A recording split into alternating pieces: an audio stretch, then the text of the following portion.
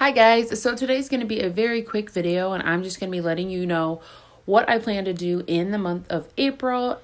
So I decided in the month of April that I'm going to upload a video every single day. Yes, every single day. Now they're all not going to be cleaning, organizing, and decluttering related, but majority of them will be. But I'm also going to be doing videos that are a little bit different because this allows me to be more creative on my channel.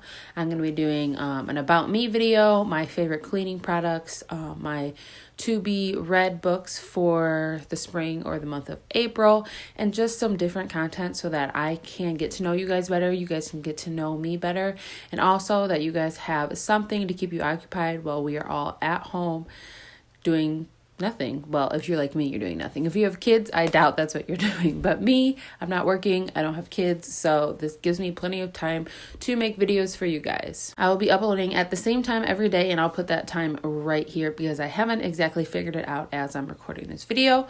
But you guys can look forward to those videos every day.